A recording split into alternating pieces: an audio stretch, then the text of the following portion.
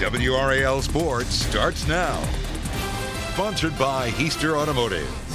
One of the biggest triumphs of the Tar Heel season was beating their rivals Duke back on the 4th. But what isn't talked about around that is that the Heels have lost 2 of their last 4. Tonight they were on the road against a hungry Syracuse team who they embarrassed exactly 1 month ago. The Heels beat the Orange by 36 on January 13th. They're looking to put together back-to-back wins for the first time since January 22nd and 27th. The Orange, however, shot the lights out, 63% for the game. Chris Bell letting it ring from long range in the first half. Orange led by as much as 10. Then the Heels took the lead towards the end of the first. Back-to-back threes from Harrison Ingram, but the game was tied at the half. Cuse took the lead to start the second. R.J. Davis brings the Heels within 1 team-high 19 points. However, Judah Mintz had an even bigger game for Cuse, a game-high 25 points, and we had a court-storming Heels upset by the Orange, 86-79.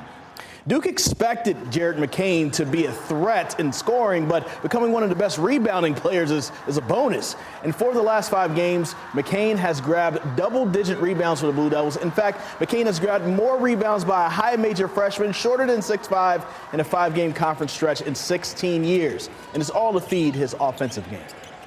Yeah, I think it's just more of a want. Coaches allow me to crash the offensive board, so I'm able to kind of sneak in sometimes and get the on the free throw blockouts or something like that. But I think I just want it. You know, it's something our team needs sometimes, and I feel like I can execute that. When I'm able to get the rebound defensively and just push it, like when a guard gets the rebound, it's so easy to push it and get out in transition early. And then I love those transition threes, probably my favorite shot to hit. Duke's Kara Lawson will once again represent USA basketball in the Summer Olympics. This time, she'll be one of the assistant coaches for Team USA women's basketball. Lawson has been coaching in the USA's 3-on-3 teams since 2017, and she's brought in 7 gold medals since then. The Triangle will be represented very well at the NFL Combine from February 26th until March 4th. 321 players will take part in the showcase. 9 will represent North Carolina, NC State, and Duke. Drake May and Tez Walker are headlining players for the Tar Heels, and also includes Miles Murphy and Cedric Gray, who are also going. For NC State, Dylan McMahon and Peyton Wilson are headed to the Combine. Representing the Duke Blue Devils in Indianapolis will be Graham Barton, Jacob Monk, and also Dwayne Carter. Carolina Hurricanes are winners of 5 of their last 6. Tonight, they had a rough one on the road. Pyotr Kochekov in goal as the Canes are looking to take on the Stars, maybe get a win. Canes down 1-0 in the second period. 13 seconds into the period, Seth Jarvis flips it to Jordan Stahl, and he puts it home. Ties the game at 1. Now tied at 2 in the third period. Stars rush the net. Jason Robertson slides it past Kochekov. That was the go-ahead goal. Canes lose 4-2 in Dallas. Now, here's something I'm wondering what's going on, right? Mm-hmm. Sure. They have nothing to do with each other. But last week, when the Carolina Hurricanes lost, the Tar Heels also lost in the same night. This week, Tar Heels lose on tonight. Also, the Carolina Hurricanes lose on the same night. What is going on? They got to stop copying each other. Yeah. Or except maybe win. Or stop partying the night before together. I don't know. Yeah, or maybe it's that. We'll see. Thank you, Chris. A 12-time Grammy-winning artist is coming to Raleigh. When you could expect to catch singer-songwriter John Legend in a Triangle. Still ahead. New numbers out today show the North Carolina Chinese Lantern Festival was a big economic boost in its 8th year. And more than 216,000 visitors from all 50 states came to Cary to see the giant lantern displays at Cocoa Booth Amphitheater. The Greater Raleigh Convention and Visitors Bureau said the festival generated more than $8 million in economic impact. That's up nearly $1 million from last year. The festival was open daily from mid-November to early January. Storm damage to several displays forced the festival to close for almost a week early. My family loved that festival. Just magnificent. Yeah. It really is amazing. It's a wonderful thing to see in person. And to be able to showcase, Grammy Award winner John Legend is coming to the Triangle this summer for a special show. An evening with John Legend is scheduled for August 11th at Cary's Cocoa Booth Amphitheater. The show is described as a special solo performance featuring songs and stories with Legend. People can experience intimate reimaginings of his greatest hits like All of Me and Ordinary People, and then some new releases too. Tickets go on sale to the public Friday at 10 a.m. Valentine's Day might be a great opportunity to treat yourself or someone else, but yourself too. Yeah, sure. Why not? You're important to you. Yeah. Here's a list of some of the popular gifts from Consumer Reports. The Keurig K Mini Plus is convenient to use and comes in a variety of colors. La Roche-Posay, is that it? La Roche-Posay Is one of Consumer Reports' top-rated sunscreens. Or maybe it's the Dyson Supersonic Beauty Tool that you have your eye on. Testers give it a top mark when it comes to drying speed. Upgrade movie night with this with a Dash popcorn maker, giving a toastier flavor in 2 minutes. You see the gravity-weighted blanket there. It's a 15-pound throw. Or some Zen. For some Zen, try a subscription to a meditation app like Calm or Headspace. Yeah, I like that one too. Not bad. This weekend's Super Bowl game will go down as the most watched program in a generation. According to Nielsen and Adobe Analytics, the Super Bowl 58 averaged 123.4 million viewers. That's TV's biggest audience since the Apollo 11 moon landing in 1969. Wow. Last year's Super Bowl, featuring the Chiefs and the Eagles, was previously the most watched with 115 million viewers. It's a good thing they put on a good game. Yeah. Thank you for watching. Make sure to watch our morning news starting at 4:30. The Tonight Show with Jimmy Fallon is next. Good night. It was the second attempt to impeach Mayorkas after the first try last week failed by 2 votes. Republicans say Mayorkas has unlawfully allowed millions of migrants to cross the U.S. border. We spoke with a political science professor at NC State who says this vote sets a dangerous precedent. We have a 200-plus year history of not turning policy disagreements into impeachments. And this is a policy disagreement. The Republicans could not find a single credible constitutional scholar to say this is an appropriate use of the impeachment power. Republican Congressman Greg Murphy from North Carolina released a statement about his vote to impeach, saying, quote, "The secretary's actions and purposeful neglect of our nation's laws are unbecoming of the office he holds. Our nation cannot prosper if our leaders are not held accountable when they fail to uphold the oath they made to our Constitution and the American people." This afternoon, the state Supreme Court will hear the case of Chad Copley, a Raleigh man convicted of killing a 20-year-old man in his front yard. Chad Copley was sentenced to life in prison after shooting Corin Thomas as he walked outside Copley's home in 2016. Thomas was leaving a house party at another home at the time. Copley claimed he heard a disturbance in the front of his house and was trying to protect his family. The State Court of Appeals overturned Copley's life sentence in 2019, ruling that it was tainted by the prosecutor implying racism was a factor. Today's hearing begins at 2 p.m. A child and an adult remain in critical condition this morning after a terrifying crash at a hospital. Take a look at this video moments after a car crashed through the wall of an ER in Austin last night. Police say the driver of that car died at the scene, and in total, at least 5 other people were hurt. Authorities say there's no indication the crash was intentional. Officials at the hospital say the building is in good condition, but it's unable to accept ambulances as it works to set up a new entrance. Wake County School Board has a new member. The school board appointed Toshiba Rice last night. She will serve until December. She replaces Tara Waters, who is now a Wake County commissioner. Rice will be sworn in February 20th and will serve the remainder of Waters' vacated term. The seat is up for re-election in November. Employees at St. Augustine's University in Raleigh say they aren't being paid on time. An email sent by the Office of the President explains the delay in Friday's paychecks. It says the school is working on finding a solution and implementing measures to ensure financial security moving forward. Employees tell WRAL this also happened in November and December. University leaders did not want to comment. Meanwhile, St. Aug is fighting to keep its accreditation and has an interim president after firing the last one. Former President Donald Trump is expected to be in a New York courtroom tomorrow for his hush money payment case. Sources say Trump will go to that hearing over another that's happening at the same time in Georgia.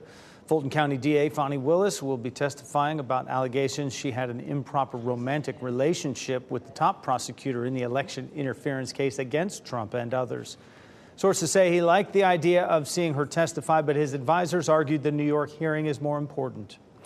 Today is Ash Wednesday. A local church is offering a chance to get your blessing to go. Christ the King Lutheran Church on Walnut Street in Cary is once again offering its Ashes to Go service this morning.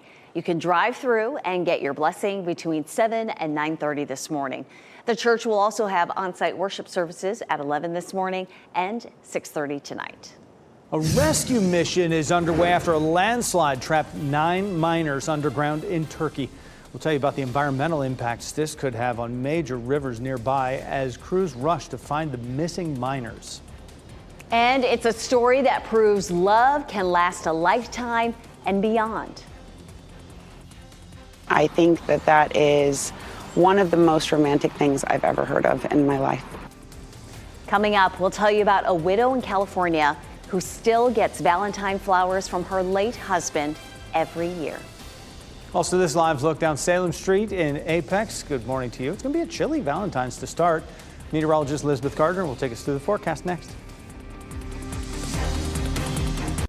From the WRAL Severe Weather Center, North Carolina's most experienced team of meteorologists. 444, it's a much colder start this morning. 35 in Durham, 35 Raleigh, 32 right now in Fayetteville. Our skies are clear and the winds are much calmer than they were this time yesterday. So besides the fact that it's chilly out there, it should otherwise be fairly pleasant. Could be a little bit of patchy frost as our temperatures are in the mid 30s, but it's not likely to be widespread, probably just some rural areas. If you're headed out the door for exercise, of course, it's going to feel chilly, but it is February at this point. You know, whoever is out exercising at this hour of the day is used to the cold temperatures. We'll climb up to around 60 this afternoon, which puts us just a little bit above normal. We'll talk about what our normal temperatures are for this time of year and some fun stats about Valentine's Day, the coldest, the hottest, and the snowiest coming up. Thanks, Elizabeth. Rescue teams are working to free 9 miners who are trapped underground after this landslide hit Turkey on Tuesday. The landslide at the gold mine happened at 2:30 in the afternoon, and 9 workers have not been heard from since it hit. There's concern the soil may contain dangerous substances like cyanide since it's been processed for gold. This could be an environmental danger for the nearby Euphrates River. The same mine was closed down in 2020 after a cyanide leak into that river. It reopened in 2022. A legal battle over who will provide health care for more than 700,000 teachers, state workers, and their families is underway. Blue Cross Blue Shield had done the job for more than 40 years until the state health plan switched to Aetna last year. State Treasurer Dale Falwell, who oversees the health plan, was in court for the start of the trial yesterday. In an exclusive interview with WRAL, he defended the decision to switch away from Blue Cross. This is about what's in the best interest of those that teach, those that protect, those that serve, and taxpayers like them. Blue Cross disagrees. Its lawyers say the state will lose tens of millions of dollars by switching to Aetna. Aetna is fighting back in court, saying it won the bidding process fair and square. You can read more about this story in the NC Capital section of WRAL.com.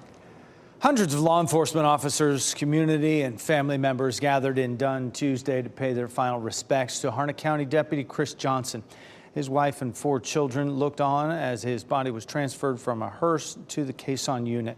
Hundreds of people gathered inside Central Baptist Church for a memorial service honoring Deputy Johnson. He died a week ago after colliding with a tractor trailer in his patrol car. Johnson spent 16 months as a school resource officer at a middle school with previous jobs in Sampson County and in Dunn. Chris Johnson was one of the few that allowed his kindness and sincerity to make that badge brighter. After the service, Deputy Johnson's body was taken to a private family cemetery in Clinton for burial. The people behind Mickey, Donald Duck, and the other characters in Disneyland in California are seeking to join a union. Disneyland employees who perform as characters want to join the Actors Equity Association. Performers who do the same work at Disney World in Florida are already in a union. More than 21,000 other employees at Disneyland are already represented by unions. A California woman knows she is going to receive flowers and a card from her husband every Valentine's Day. It kept happening years after he died as well, and still does. John and Diana Maver met in high school when they were 16. They married and had 3 children, lived a happy life in Danville near San Francisco until John passed away in October of 2017. 4 months later, on Valentine's Day 2018, Diana got an unexpected gift. Roses and lilies, white lilies, and they represented our love for each other. The same bouquet, the same card arrives. He set that up so that would happen every year. For her, I am assuming for her entire life. 77-year-old Diana is again looking forward to getting something from her forever Valentine today. That's sweet. That is just one of the most beautiful things I've ever heard. Oh, that's love. 4:48 now. You're going to love today's forecast with all that sunshine and a lovely February day for our Valentine's Day. Elizabeth Gardner in the WRAL Severe Weather Center tracking how our day's shaping up. It's going to be hard to complain about this one, that's for sure. Skies are clear. A beautiful little crescent moon was hanging out earlier this morning. We take a live look at downtown Raleigh. Temperature 35, but it is the middle of February. Our dew point's 29. That means that it is dry. So those of us whose hair doesn't do well in the humidity, we're all good today. Our temperatures climb into the 50s by the time we get to lunchtime. And of course, we have a treat for you here at WRAL. If you happen to drive down Western Boulevard on your normal routine this morning before the sun comes up, we have the tower lit in pink, and we'll do it again tonight. So happy Valentine's Day for us. From us, we have high pressure that is building in. That high pressure system is going to keep things nice and dry for us for the next few days. We've been watching the potential for some showers on Saturday. The models are backing off that a little bit, so that's good news if you had plans to be outside. But we do have some colder air that rolls back in over the weekend too. We take a look at what you'll see heading out the door. 30 degrees right now in Southern Pines. That's the coldest spot. It's 32 in Fayetteville, 35 in Goldsboro, 37 in South Hill. So temperatures are going to continue to drop a little bit because we have clear skies. There could be a little bit of patchy frost in a few places this morning. I love this when we get the crocuses coming up here on our graphic. I've seen those in my neighbors' yards right now. 60 the high in Raleigh this afternoon, 58 in Durham, and 62 in Fayetteville. So feeling pretty pleasant out there. The warmest Valentine's Day, 78. That's the record for today, set back in 1949, and the coldest, -2, set way back in 1899. And the record snow, that's the one I'm loving, but it was a long time ago. 1913, we had 6 inches of snow on Valentine's Day. We have some cooler temperatures ahead for the weekend, but watch this band of warmer air. This is where temperatures are above normal, and we push that ahead, kind of creeps in for us for Thursday and Friday. And then especially by Sunday, you're going to notice a difference in the temperature. We cool down a little bit, but this is the time of year where we tend to have a pretty consistent temperature roller coaster. Our normal high is 55, so we're close to that today. Looking at 60 for today, and then 66 for Thursday, 60 on Friday, and we drop to 51 on Sunday. But it looks like we're going to see some sunshine on Sunday. For the following week, the 19th through the 23rd, a good chunk of the country is above normal. We'll likely see temperatures near normal. Our only below normal spot is down in Florida, actually. If you're headed out to dinner tonight with your Valentine, our temperature at 6 o'clock will be 52, and at 8 o'clock, 47. So jackets will probably feel nice. Again, looking at a small chance for some showers on Saturday. We're starting to drop that potential a little bit. We'll walk you through what we could see Saturday, and then another little warm up again for next week. Thanks, Elizabeth. Meghan, the Duchess of Sussex, is coming out with a new podcast. We'll tell you everything we know about it next. Today's entertainment news, the trailer for the latest Deadpool installment hits a record, and there's a preview of a new movie about Bigfoot. Here's David Daniel with a Hollywood Minute. Your little cinematic universe is about to change forever. I'm the Messiah. I am Marvel Jesus. He may not be wrong. Marvel says its trailer for Deadpool and Wolverine racked up 365 million views in its first 24 hours online, more than any other movie trailer ever. Marvel's first R-rated movie introduces the Merc with a mouth to the MCU when Deadpool and Wolverine opens in theaters July 26th.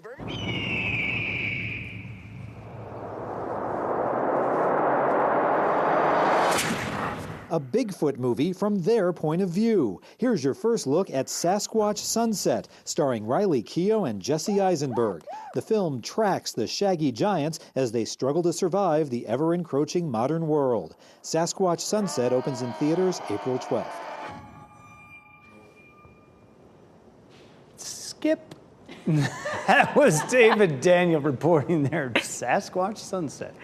And you wonder why attendance at movie theaters is low right now. You still have time to register for Lee County Special Olympics 2024 Splash and Dash. It's happening Saturday, February 24th at the OT Sloan Park in Sanford. You're encouraged to team up with friends and loved ones, wear costumes to show support for the Special Olympic athletes.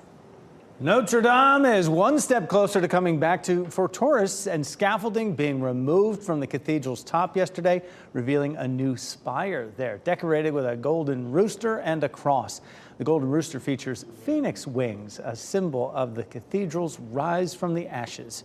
Notre Dame has been under construction ever since its devastating fire back in 2019, and it is scheduled to reopen December 8th. Love the symbolism with the phoenix. Shiloh Park in Morrisville has a new look. The renovated park was revealed with a ribbon cutting ceremony yesterday. There are new sidewalks connecting to the bathrooms, repaved parking spaces, a new and improved basketball court, and a playground. Renovations and improvements were funded by the American Rescue Plan Act. Shiloh Park is one of the oldest parks in Morrisville, and it's located in the historic Shiloh community. Meghan Markle has a new podcasting deal. Lemonada Media says the Duchess of Sussex will host a new podcast on its platform. The podcast network will also begin streaming Meghan's podcast, Archetypes, which debuted in 2022. The move comes less than a year after Prince Harry and Meghan ended their podcasting partnership with Spotify. Breaking news in Cumberland County, what we've learned about an early morning crash involving a pickup truck and an ambulance. Valentine's Day is here, but a growing number of people are choosing self-love over a romantic partner. WRAL's Ken Smith will join us in the next half hour with a look at the rise in Americans choosing to be single.